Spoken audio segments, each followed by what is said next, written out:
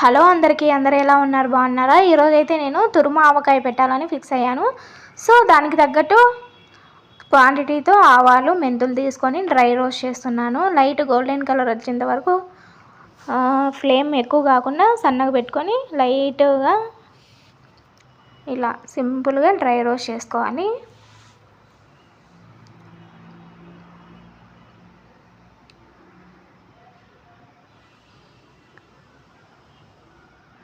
మొత్తం చేసేసాను.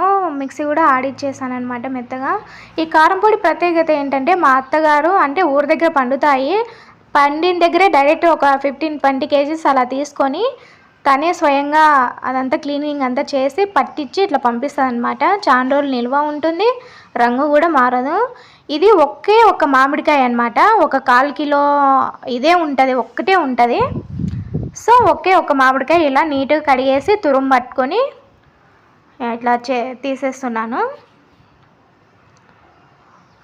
ఒక 1/4 కిలో మామిడికాయ అంటే ఒక 1/2 కిలో స్పైసెస్ అన్నీ తీసుకోవాలి మనము. ఇదే ఆవపిండి, మెంతిపిండి, ఇంకా కారం పొడి, ఉప్పు, ఇలాగా. ఆయిల్ కూడా నేను సేమ్ క్వాంటిటీనే తీసుకున్నాను. ఫస్ట్ అవన్నీ వేసేస్తే డ్రైగా ఉంటుంది కదా, అందుకని ఫస్ట్ ఆయిల్ వేసి కలిపేస్తున్నాను.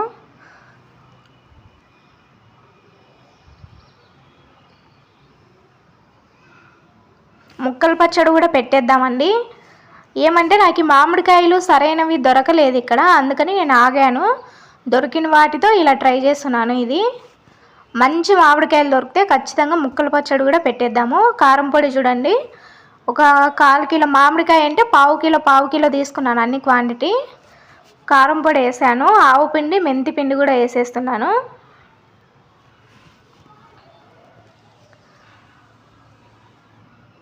ఉప్పు తక్కువే ఉప్పు వేసుకోవాలి. కావాలంటే మళ్ళీ ఎక్కువ కావాలంటే తక్కువ అనిపిస్తే మళ్ళీ కలుపుకోవచ్చు. ఎక్కువైతే మరి బాగుంటుంది కదా, సో అందుకని. వెల్లుల్లి రెబ్బలు పొట్టు తీసాను. మళ్ళీ వెల్లుల్లి కొన్ని ఒక 5 అట్లా తీసుకొని కచ్చపచ్చగా దంచేసి వేయాలి. లైట్గా మెంతులు, అంటే 3 days ఊరబెడతాం కదా, అన్నీ ఊరుతాయి అన్నమాట బాగా.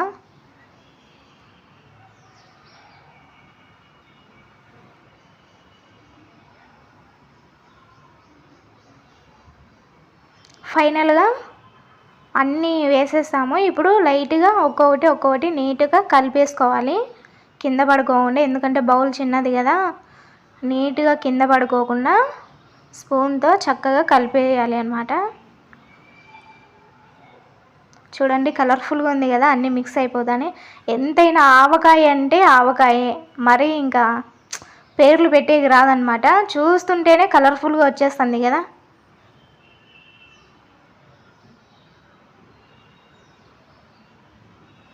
అలా నీట్గా అంతా మొత్తం కలిసేంత వరకు కలిపేసుకోవాలి.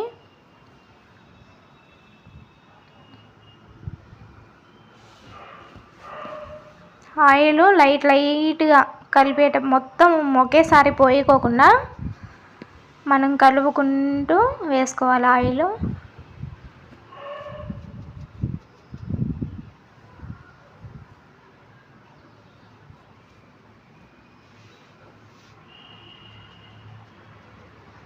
స్పూన్తో కావడం లేదు, మిక్సీ సరిగా కలిపోయేకి కావడం లేదు, అందుకే హ్యాండ్ యూజ్ చేస్తున్నాను. హ్యాండ్ ఇందాకే హ్యాండ్ వాష్ చేసుకున్నాను, హ్యాండ్ డ్రైగానే ఉంది. మొత్తం చేత్తో నీట్గా మొత్తం అన్నీ కలిసేటట్టు కలిపేసుకోవాలి.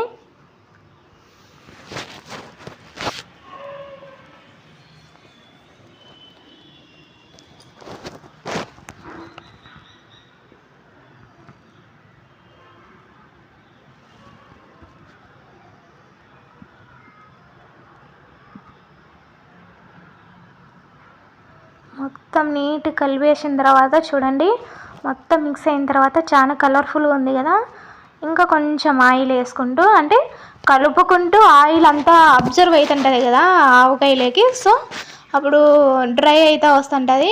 ఆయిల్ వేసుకుంటే కలుపుతా వచ్చేస్తుండాల.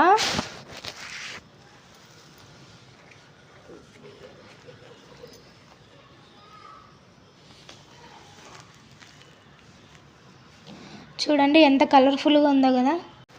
3 డేస్ తర్వాత చూసేద్దాం టేస్ట్ ఎలా వస్తుంది ఏంటి అనేసి. ఖచ్చితంగా వీడియో తీస్తాను, ఖచ్చితంగా చూడండి.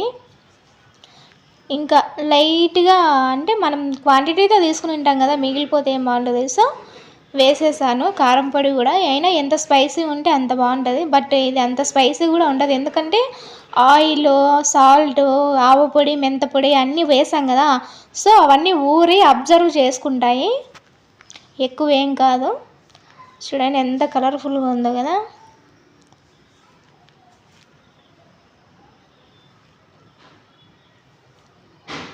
మొత్తం ప్రాసెస్ అంతా కంప్లీట్ అయింది. ఓన్లీ ఒక్క కాయ అండి ఇది, 1/4 కిలో ఉంటుంది అంతే. తురుము కదా ఎక్కువ వచ్చేస్తుంది, ముక్కలు అయితే పెద్ద పెద్ద ముక్కలు కట్ చేస్తాం కాబట్టి అంత క్వాంటిటీ రాదు. మిగిలిన ఆయిల్ కూడా ఇట్లా పైన పోసేస్తాను ఇలాగా, ఎందుకంటే ఊరుతుంది కదా బాగా ఆయిల్లో అలాగా. మొత్తం ప్రాసెస్ అంతా కంప్లీట్ అయింది. దీనికి ఒక క్లాత్ చుట్టేసి ఒక 3 డేస్ పక్కన పెట్టేస్తాను. 3 డేస్ తర్వాత ఈ ఆవకాయ ఎలా వచ్చింది ఏంటి అనేసి మళ్ళీ తప్పకుండా మరొక వీడియో చేస్తాను. ఓకే బాయ్ అందరికీ. మరొక వీడియోతో మళ్ళీ మీ ముందుకు వస్తాను. బాయ్ అందరికీ.